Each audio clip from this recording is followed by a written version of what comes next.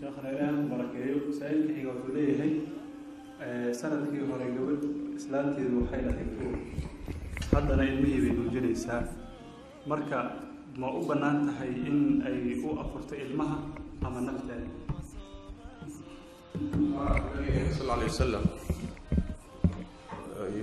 حديث كسنة أبو داود في يمت غير كي من حديث أنس بن مالك الكعبي النبي محمد صلى الله عليه وسلم الله صونك وحكدت شيء هوان إذا أور كلا يمد النوتشينيسا صونك وكدت شيء ولماذا بدن كون نوحي أفهمين صونك ويأفوري كران لكن دي بيك قلينا دي أينان صومي كرينا مكو أدقيه waxaa loo danaynayaa hooyadu markay uurka leedahay markay nuujinayso way jilicsan tahay midda labaad weeye bini aadam baa ku tacalluqa oo markay nuujinaysana ilmihiiba caano u baahan caanihiina haddayna waxba cunin oo waxba cabbin naaskii keeni maayo markay uur leedahayna waaba ka sii daran wuu ka jilicsan yahay hooyada lafteeda ilmaha uurka ku jira wuxuu quudanayaa waa nafaqada hooyada jidhkeeda gasho waayo bini aadankan marka ama nuugaya ama ku jirana waa la ilaalinayaa hooyada oo ka muhiimsan kan gudaheeda ku jirana waa la ilaalinayaa waxayna ka mid tahay taysiirka shariicada inay ka mid tahay marka ha iska afurtaa la yidhi markay jaanis yeeshana ha qallaysadaasi say culimadu u badan yihiin waayo marka iska afuri insha allahu tacaala maxaa yeelay dee gabadh ina badinayso oo tarmayso oo taran wada soo in wuxuu loo raadiyay ma umadii badinaysa wax weyn bay haysaa hawl weyn bay haysaa Soomaa sidaas weeyaan marka shariicadu rukhas bay siinaysaa wax badan bay u fududeynaysaa marka jaanas ha qalayso laakiin iska afuri kartaa wallahu a'lam sheekh gabadhani waxay leedahay sheekh waxaan leeyahay uur 6 bilood ah baahi zaid ay qabanaysa marka bisha Ramadaan haddii aan wadi kari waayo ma iska afuri karaya tan labaad waxay leedahay sheekh markaan wallaco aad iyo aad baan wallaco ugu xanuunsadaa mana soomi karayo marka fidyo miyaan bixin karayaa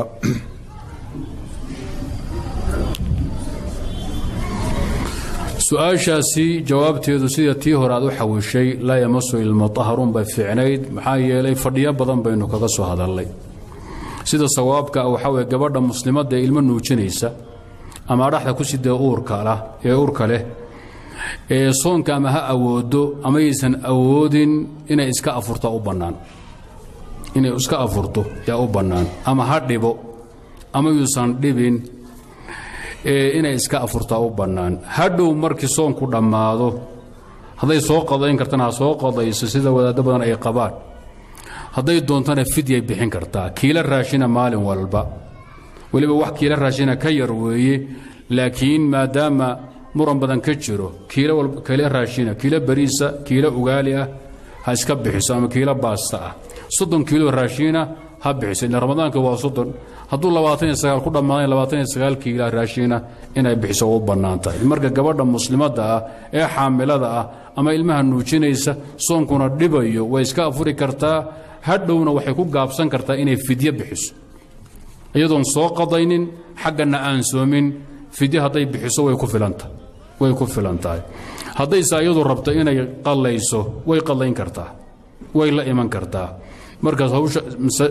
jawaabtu waa sida meelo badan baana kaga hadalay wallahu subhanahu wa ta'ala a'lam jazakallahu khayr jazaa su'aashan sheekh waxay leedahay iska jumlada su'aalaha sheekh waxa dhowr su'aalood ku saabsan odayga gaboobay islaanta waxa nuujinaysa iyo islaanta uurka ah soonka ma laga rabaa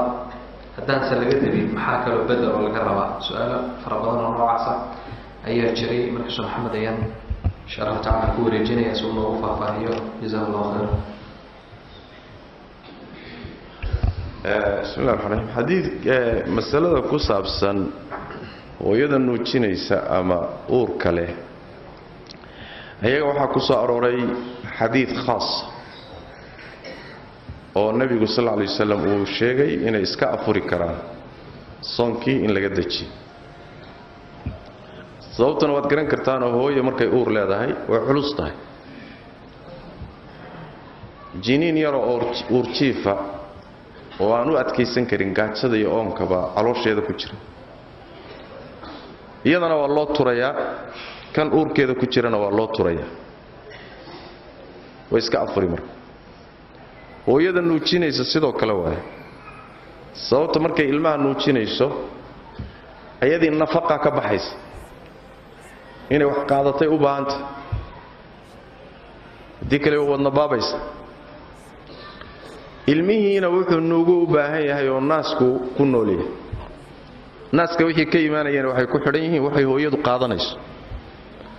taana ilmaha nuugane waa loo danayn iyadana waa loo danaynaya labadoo way iska afuri karaan ha afureene maxaa laga rabaa jamaahiiru ahlilcilmi waxay qabaan oo culimmadu u badan yihiin waxaa laga rabaa qalla laga rabaa yani markay awoodaan kolba say u awoodaan ha yaryareeyeen ha israaciyeen yay u qallaynayaan oo waxay uga qiyaas qaadanayaan xanuunkoo kale qur-aanka ku yimid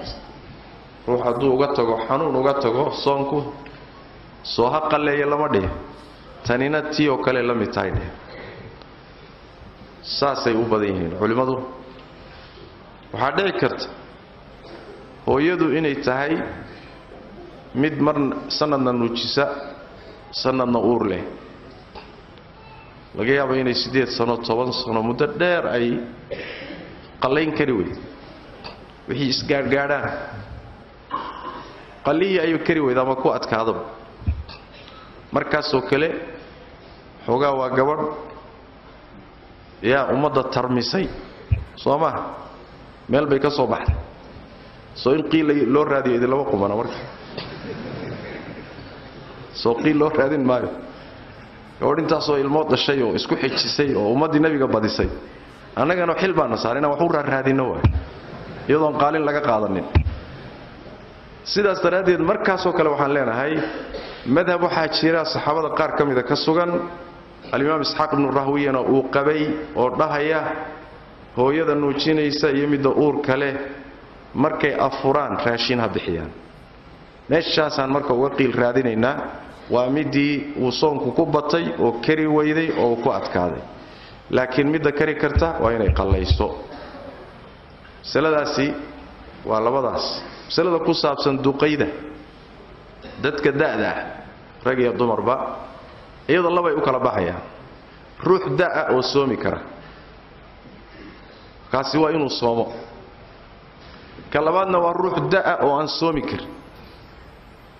hadduu soonkii xamili waayo kari waayo markaa wuu iska afurayaa inuu ka soreeyo lagama rajaynayo da' iyadu kama soraysee qalla laga sugi maayo maxaa la samaynaa marka raashiin buu bixinayaa ruuxii da'da ahaa ee da' darteed la soomi waayo da'du hadday gaadhsiiso heer uu cantatabay oo caqligiisu tegay taa waxbaba laguma lahaba raashiinna laguma leh soonna laguma leh wuxuu noqday sidii ilmo yar oo aan mukallaf ahayn oo kale qalinba korkiisa ma saarna mar hadduu maanku tago maskaxdu tagto heerka hadday da'du gaadhana soon iyo raashiin midna lagama rabo sidaasay marka masaladu u kala baxaysaa wallahu aclam ka garatay jahligii baa loogu cudur daaray jahliga mid la mid oo salaada ah waa niman saaxiibo ahayn baa iga sheekeeyey wuxuu yidhi taraawiix baan tukanaynay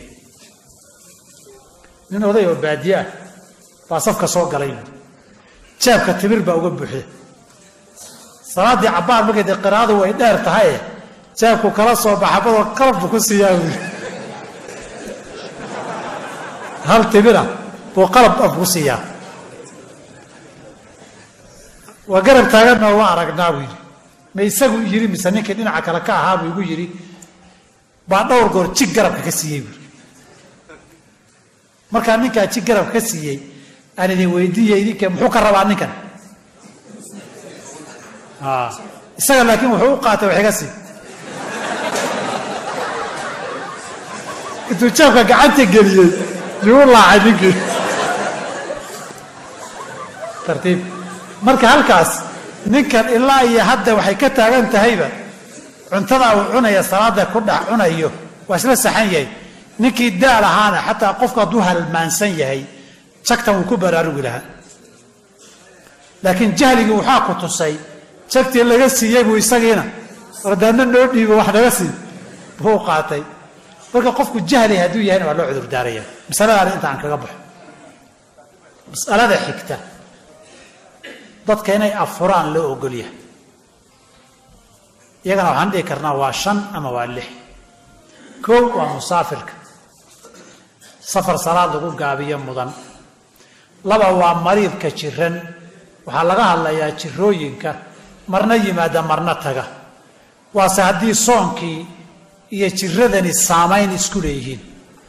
xanuunaan soonka saamayn ku lahayn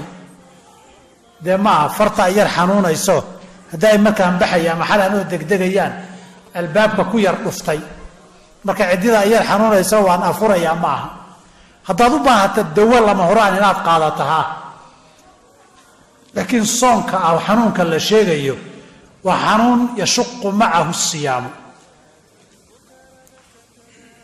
soonka inaad la soontaa ay dhib kugu tahay oodan awoodin ama culays kugu tahay waa labadaa qur-aankaa sheegay oo faman kaana minkum mariidan aw calaa safarin fa ciddatun min ayaamin ukhar waaye uu dib buu ka qadayn doonaa qofka saddexaad waa gabadha caadada qabta ama umusha ku jirta iyadu qasab way afuri dib bayna ka qadayn doontaa qofka afraadi waa gabadha uurka leh ama ilmaha nuujinaysa hadday uur leedahay ama ay nuujinayso oo iyada lafaheedii ay u kari weydo ama ilmahay nuujinaysa ama uurka ku wada ay u cabsatana iyadan inay afurta waa loo ogol yahay waa xadiidka Anas ibn Malik al-Ka'bi radiyallahu anhu wa ardaahu nabigu sidaa ku sheegay sallallahu alayhi wa sallam imisaan marayna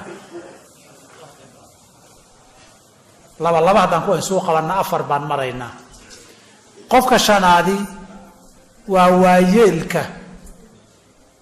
aan da'an la soomi karin waay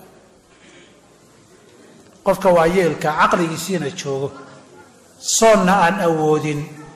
isagana inuu afuraan loo ogol yahay sarana intaasaan kaga bixiyo dee waa inta aad taqiineen oo idinku celcelin maayo dadkaas maxaa laga doonayaa masaa'ilka iyo madaahibta aqwaasha iyo madaahibta culimmadu way fara badan yihiin kolba wadaadka jooga qayb naskaa sheegay oo muran kama taagna qaybna waa laba isku raacsan yahayoo iyadoo nas sheegin cad jirin oo asaxay baa haddana la isku raacsan yahay inna waa dhexda waa khilaaf gabadha caadada qabta midda dhiigga umusha u afurtay oo xukun ahaan lamid ah qofka musaafirka ah qofka mariidka ah qadaa laga rabaa oo xaaidadana waxaa sheegay xadiidka caaisha maa baalu lxaayidi taqdi sawma walaa taqdi salaa la yidhi mariidka iyo musaafirkana aayaddaa sheegtay oo fa ciddatu min ayaamin ukhara tiri qofka waayeelka ah een soomi karinna inuu fidyo bixiyo maalinba miskiin quudiyo maalin walba miskiin waa la isku raacsan yahay intaan oga maxaa yeelay cudurdaarkii qabsaday dee da'du dawo ma laha nabiga nacaysa waxaa ka sugan cudur kasta dawuu leeyahay 2 marka laga reebo geeri iyo gabow haddaad gabowdo xataa haragga intaad isqasho aad wejiga iyo geegeejiso dee hoostii baad ka dhammaatay hoostii baad ka duugowday wejiga geegeeji weligaa iyadu maa kaa dabayman da qof la soomi waayey inuu dib ka soo xoogaysta lama filo waxaa la mid ah qofka marad iyo xanuunka haya aan rajo badan laga qabin inuu caafimaado qofkaana sababtu u afuray inuu ka soo kabto lama rajaynayo labadaa fidyay bixinayaan iyaguna markii intaa le gabadha uurka umusha ah iyo midda uurka midda nuujinaysa iyo taa uurka leh culimmadu waa isku qabteen wax na soo cadna ma jiro ma qadaa laga rabaa ma fidyaa laga rabaa ma isku dar baa laga rabaa mise waxbaba lagama rabo intaba waa jiraan siday fuqahadu u badan yihiin anigana ila saxsan dadku waa laba qaybood inta ijmaaca iyo nusuustu sheegeen laba qaybood weey qola waxay u qadaynayaan cudurdaarkoodu waa wax dhammaanaya safar baad ahayd safarku wuu soo afjarmaa jirooyinkan kalaa jiranayd way soo afjarantaa caadaa gabadha ku dhacday caadadu wakhti go-an bay leedahay acdaar iyo cudurdaaray lahaayeen dadkaas cudurdaarkooduna mid wakhti go-an la weeye nusuusta sharcigu qaday ku waajibisay qofka jiranay ka caafimaadaynin inta la qiimaynayo iyo waayeelka aan ka soo kabanaynin da la soomi waayey iyagana waxaa la ysku raacsan yahay inay fidyo bixiyaan sababtu maxay tahay dee si ay dib ugu qadeeyaanba ma jirto si ay u xoogaystaan oo dib qadeen ilaa kanna ma soomi karo ka dambana maba soo kaban karo dadkii laba u kala dhig marka qola ka soo kaban karto cudurdaarkoodu dhammaada qadaa lagu waajibiyey qola aan cudurdaarkoodu dhammaaninna fidyaa lagu waajibiyey gabadha uurka leh ama nuujinaysaay labadaa qole kay ka mid tahay qolada u dhammaaday ka mid tahay muqtadal qiyaas iyo tacliilka culimmadu wuxuu keenayaa gabdhaha qadaa lagu leeyahay culimo fidye qabtana way jiraan kuwo isugu dar qabana waa jiraan laakiin aniga waxaa ila saxsan istidlaal iyo manhaj ahaanna ila toosan oo usuusha ila waafaqsan in qada asal ahaan lagu leeyahay xaalaadkii daruuraad loo arka waa baabkeeda masaladan intaasaan kaga baxayaa dadkii maxaa ku waajibaya maxay dhiman masaalkaan isku ogeydiin dhiibtay ilaa waa ila tiriseene shuruuddiisoo kaan idhi maa khiyaarkii iyo xasuus iyo cilmi insan jaahilaysoo kaan sheegaya ninka timirta cunaya ma ahayn soo gebagabeeyey shuruuddii waan soo dhaafay wax kala sheega inaan soo dhameeyaan u malayn asixitaanka waan ka hadlay waxa jebiyana waan ka soo hadlay waxaan ka hadlay dadka afuri kara waxaan ka soo hadlay waxyaabaha jebiya shuruuddoodii iyo dadkaa afuray waxa laga rabo gunaanadkii wakhtigiina waa soo gabagabaan u malaynayaa sheekh gabadha uurka leh ee uu soonku ku culus yahay maqallaa laga rabaa marka ay dhasho mise cid kale inay afuriso ayaa u furan oo soonku waa uu ka dhacayaa dumarka uurka leh iyo kuwa nuujinaya waxaa u bannaan horta inay iska afuraan waxaana macnaha tilmaamaya xadiidka anas ibnu maalikin ilkacbi abu daawuud iyo keyrkii wariyeen oo nabigu yidhi sal alla alay wasalam alle wuxuu ka dejiyey soonka haweenta uurka leh iyo midda nuujinaysa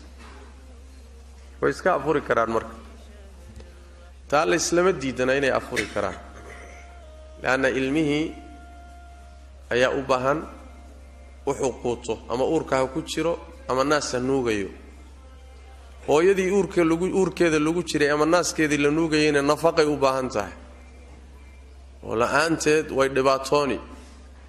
shareecadannana qawaaciddeeda ay ku dhisan tahay waxa weeyaan ataysiir fududayn waay meeshii aday galo shareecadu waa fududaysaa way afurayaan marka ha afureena maxaa laga rabaa halkaasaa culimmadu marka isku khilaafayaan badankooda culimmada jamaahiirtoodu say qabaan waxay leeyihiin waxaa laga rabaa qallaa laga rabaa waxayna uga qiyaas qaadanayaan ruuxa xanuunsanayay uga qiyaas qaadanayaan ee uu qur-aanku sheegay faman kaana minkum mariidan aw calaa safarin fa ciddatun min ayaamin ukhar ruuxii xanuunsanayay soo qalleysoo lama dhihin tanina waa noocuun xanuunka u ege ha soo qallaysay dheheen qallaa laga rabaa bay u badan yihiin ayib haddii qallahaasi ay kari weydo oo uu qalluhu aad ugu bato oo ay xamili weydo marka waxaa jirta ra'yi cabdilaahi bni cabbaas iyo cabdilaahi bni cumar saxaabada qaar ka mida ka sugan alimaam isxaaq ibnu rahwiyana uu maray oo dhahaya raashiin bay bixinayaan waa fatwo markaasi midii soomi kari weyda oo ay ku bataan oo ay ku adkaato awooddeeda ay ka yani wax weeyaan ka tanbadato marka loo fatwoon karo waay meel wax looga raadin karo waay laakiin asalku wax way qalla waajiba wallahu a'lam